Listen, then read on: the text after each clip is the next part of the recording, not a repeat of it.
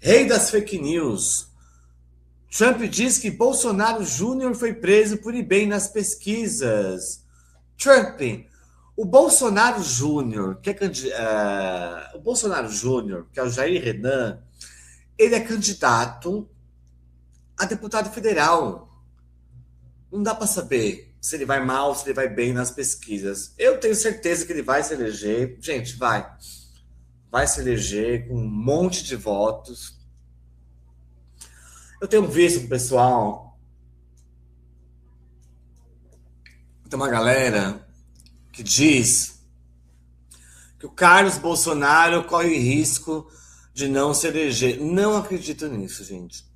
Não acredito. Vai entrar Carol Detone e Carlos Bolsonaro. Se bobear, o Carlos Bolsonaro entra em primeiro lugar como mais votado por Santa Catarina.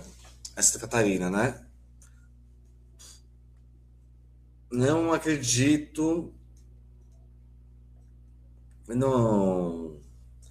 Quando o Jair Renan foi candidato a vereador por Balneário, eu falei, vai entrar, vai ser o mais votado. Foi o mais votado, em primeiro lugar, claro.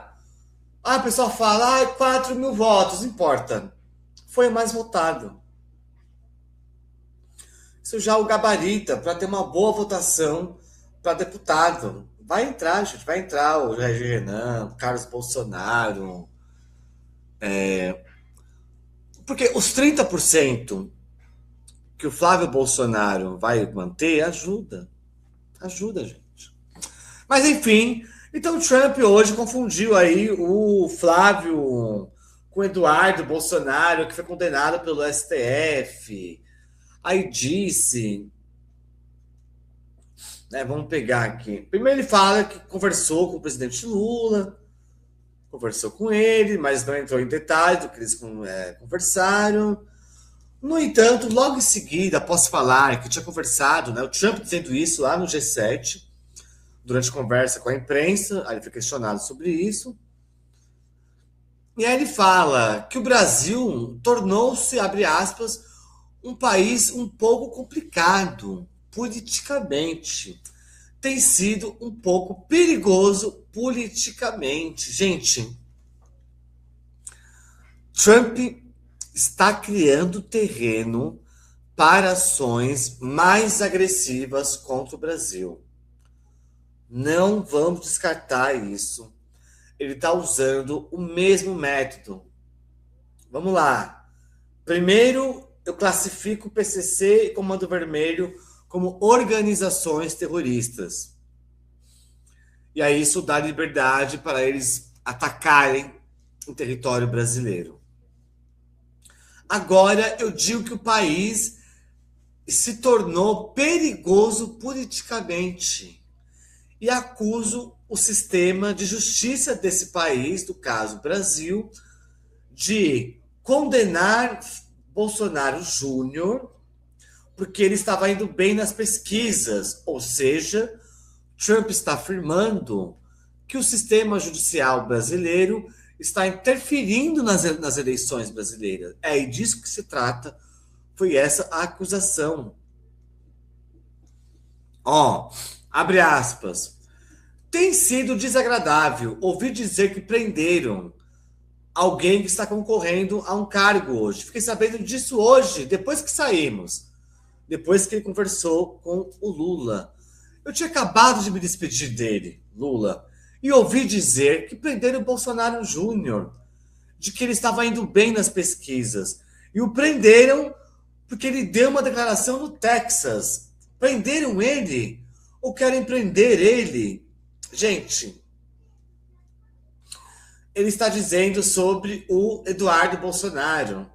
É sobre o Eduardo Bolsonaro que mora no Texas. Entende? Olha a loucura. E ele não é candidato, o candidato é Flávio Bolsonaro. E o Bolsonaro Júnior é o Jair Renan, que é candidato a deputado federal por Santa Catarina, que hoje é vereador por Balneário Camboriú. Mas, apesar dessa loucura, esta fala é muito perigosa do Trump. E vamos ver o vídeo dele agora. did. How was it? I spent a lot of time with him, actually, and it's become a little rough country, right? Politically. It's been a little dangerous politically. You're talking about Brazil. Yeah. Yeah? It's been nasty. I hear they arrested somebody that's running for office today. I found that out after we left. I just said goodbye to him, and I heard that they arrested the Bolsonaro Jr. He was doing well in the polls, and they arrested him because he made a statement in Texas. They arrested him, or they want to arrest him. They have something out for his arrest. No, they play pretty tough. But nobody plays tougher than the United States. Look, our elections are totally rigged. We have rigged elections. Olha isso.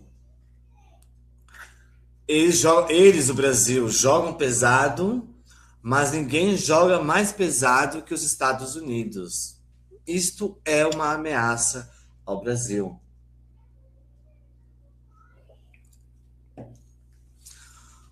Né? Assim como né, a galera subestimou na época da Venezuela, nós não podemos subestimar também essas ameaças que o Trump fez ao Brasil. Deixa eu ver os comentários de vocês aqui.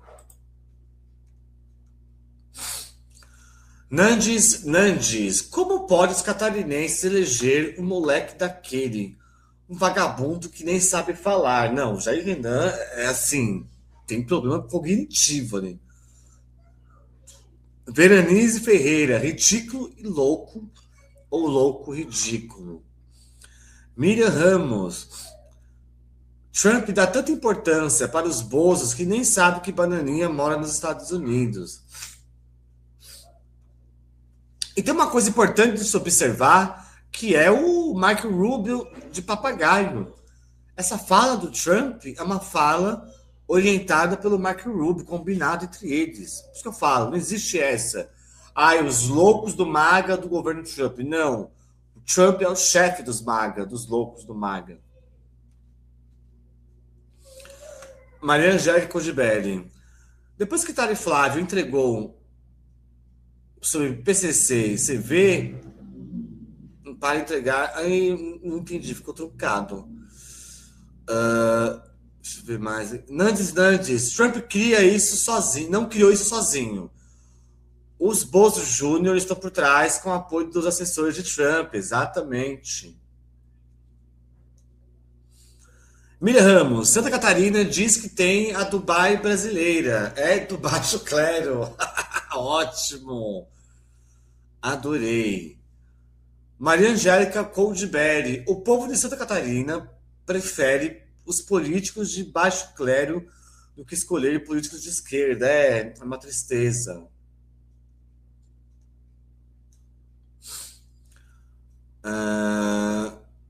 Nandes, quero ver se eles ganham sem emendas parlamentares.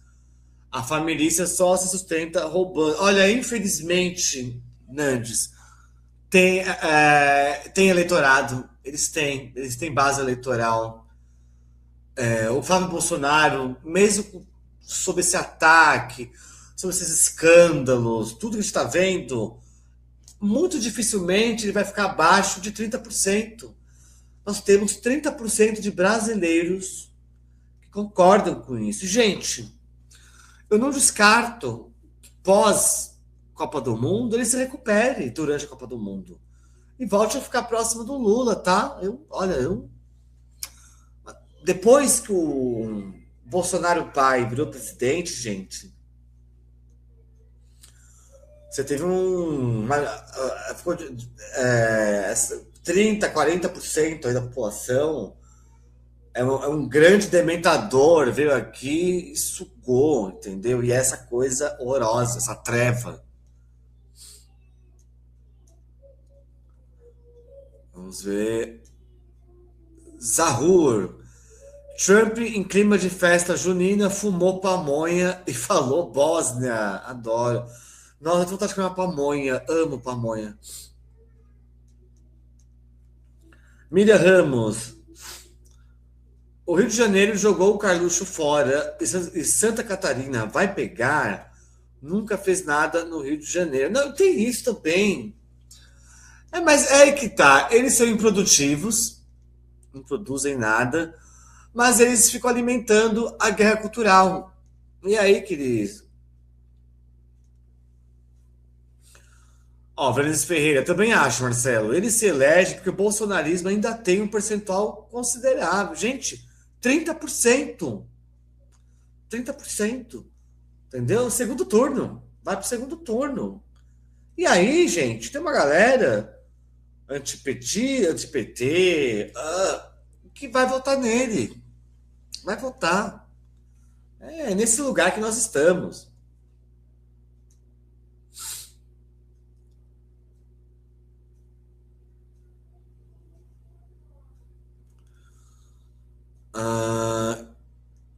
Peraí. O pessoal confirma a Meire Amorim. Acabei de preparar uma canjica.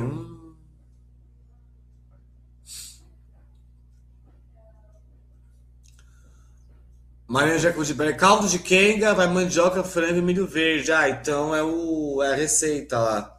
A gente fica com muita vontade. Porque tá geando aqui em São Paulo, tá 14 graus. Essas comidinhas aí sim, hein? A gente aqui também é meio dissimulado, né? Então falando da guerra do Trump contra o Brasil e já volta pro caldo de quenga, porque eu adorei o nome, caldo de quenga.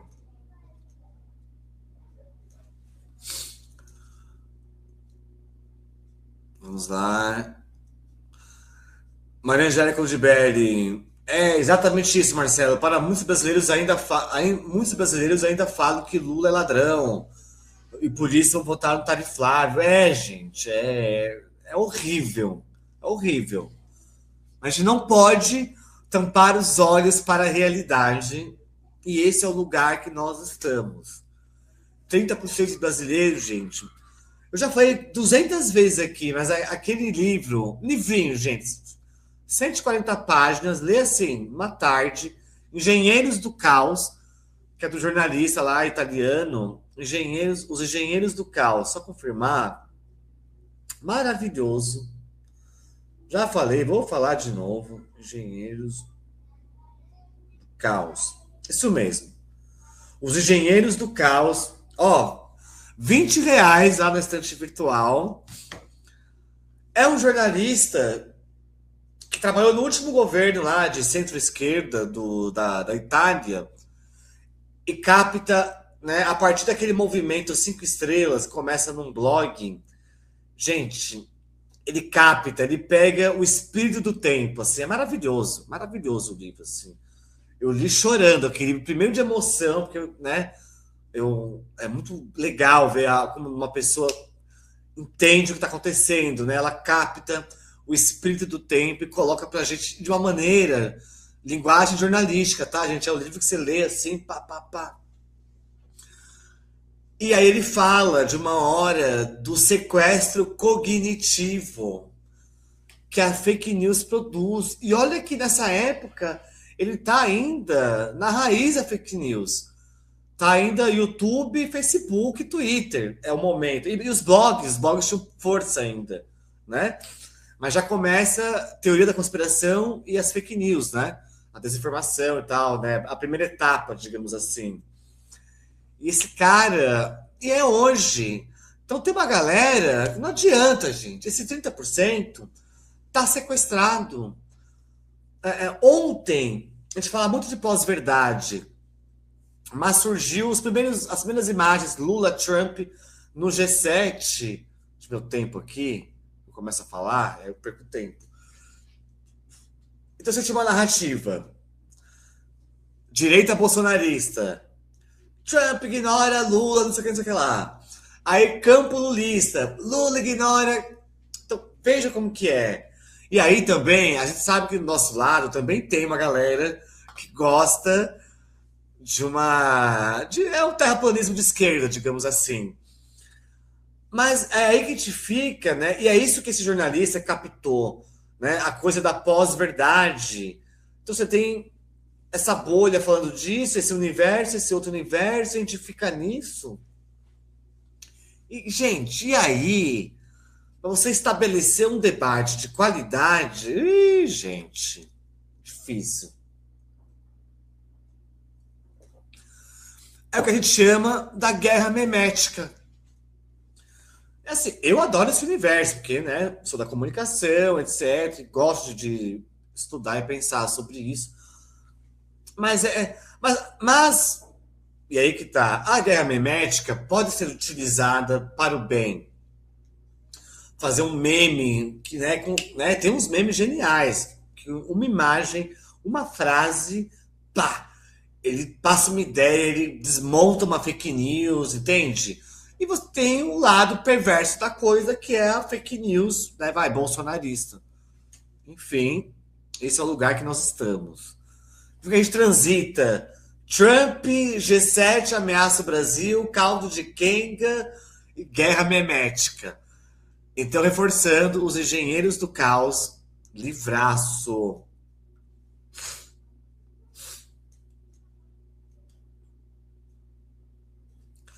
Ó, velha, Billy Jean, velha, quanto tempo? Eu não vejo você por aqui.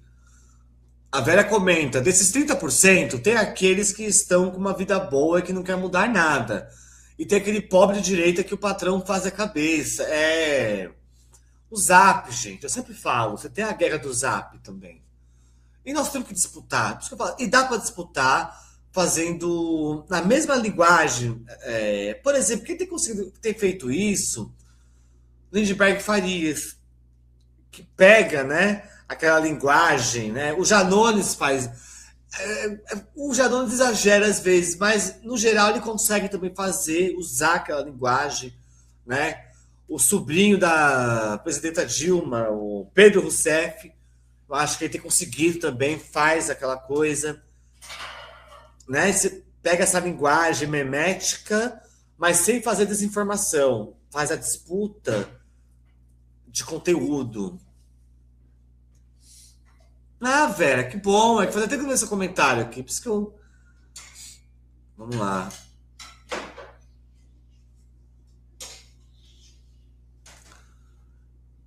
A Jaque Rodrigues comenta: Marcela, meu querido, sou de Fortaleza, mas hoje vim passar o fim de semana no Pará.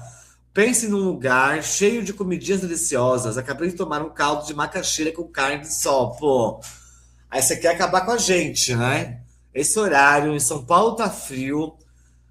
Aí você quer derrubar a gente aqui, que delícia.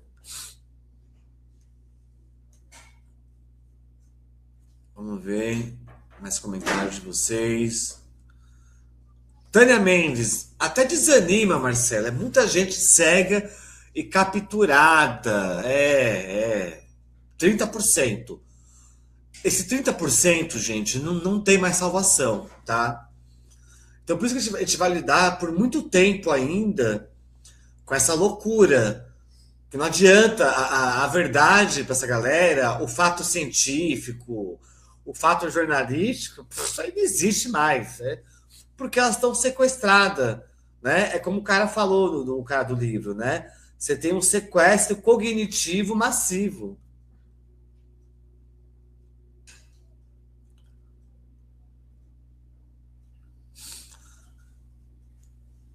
E o pessoal também falando mais dicas para o nosso caldo de quenga. Maria Angélica Odibelli fala que a gente pode colocar também bacon frito para servir. Fica muito bom. Nossa, tá com fome agora aqui.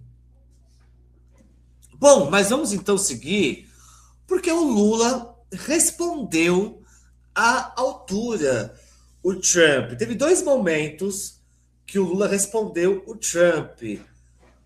Caian, vamos botar aquele mais longo, onde o Lula é mais genérico para falar do Trump, para abrir essa parte aqui do vídeo. Eu acho que ele conhece pouco o Brasil. Se ele conhece o Brasil pela relação que ele tem com a família Bolsonaro, ele desconhece o Brasil. Não tem país no mundo. E os Estados Unidos poderia aprender com o Brasil de eleições mais tranquila, mais leve e menos conturbada. Não tem país do mundo que tem um sistema de urna eletrônica como o nosso, em que 2 horas após terminar as eleições, a gente já sabe o resultado em 27 estados da federação, já sabe quem é o presidente eleito, quem são os governadores, quem são os senadores, quem são os deputados. A gente não fica como no século passado com voto no papel, uma lista com 500 nomes. A gente não fica.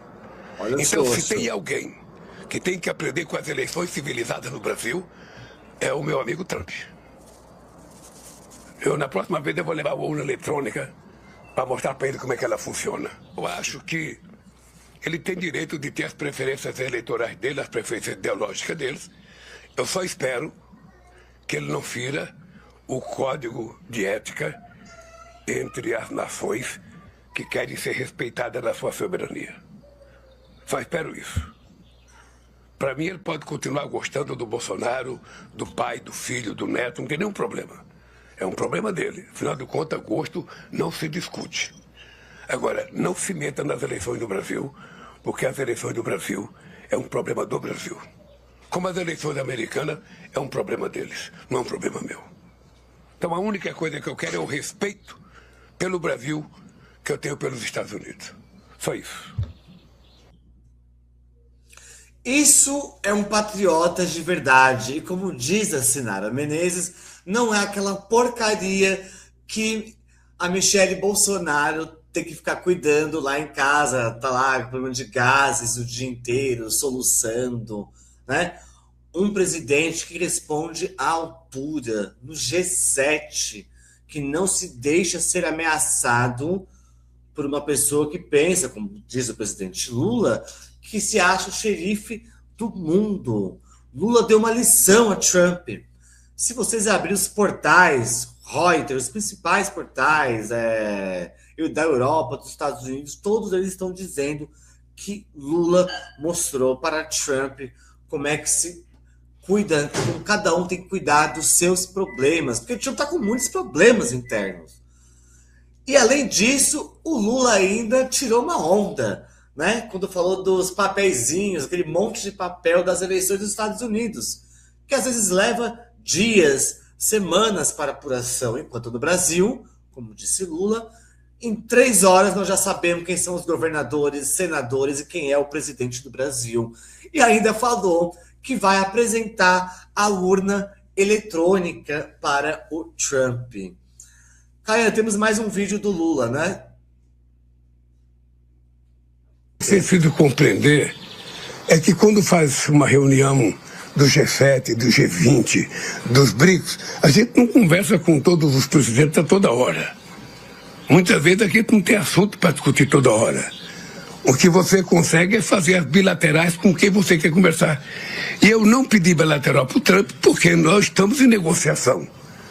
Eu acho que o que ele fez foi uma coisa desaforada para o Brasil. Ele sabe disso. É por isso que eu disse que ele ainda continua agindo como imperador. Nós estávamos fazendo acordo, o Mauro Vieira, sabe, e o meu ministro do Comércio estão tratando com o ministro do Comércio dele. Nós estamos negociando. Eu entreguei para ele um documento do crime organizado para mostrar que a nossa Polícia Federal está preparada para enfrentar o crime organizado. Disse para ele que se ele quiser combater o crime organizado, o Brasil está muito disposto, inclusive dizendo para ele que são eles que exportam contrabandeiro arma para o Brasil. Todas as armas que a Polícia Federal aprende no Brasil vêm de Miami. E que o estado de Delaware, nos Estados Unidos, faz lavagem de dinheiro de bandidos brasileiros. Entreguei por escrito, porque eu não quero só falar. Porque o presidente Trump, ele fala muito e ouve pouco. Então eu fiz questão de entregar para ele por escrito o que é que nós queremos para combater o crime organizado, o que é que nós queremos sobre a questão de terras raras e minerais críticos, o que é que nós queremos sobre a questão do comércio. Entreguei para ele, inclusive, um 4º documento. O acordo que nós fizemos com o Irã em 2010, entre Índia, entre Turquia e Brasil, que se eles tivessem feito o nosso acordo, não faria ter matado o Khamenei. Não faria ter bombardeado o Irã. Então eu entreguei por escrito, porque agora, quando eu converso com uma pessoa que fala mais do que ouve, eu faço questão de entregar por escrito para as pessoas não esquecerem o que eu entreguei. E eu fiquei surpreso quando, a semana passada, recebo a notícia, sabe, da punição, inclusive colocando as facções criminosas, sabe, como terroristas.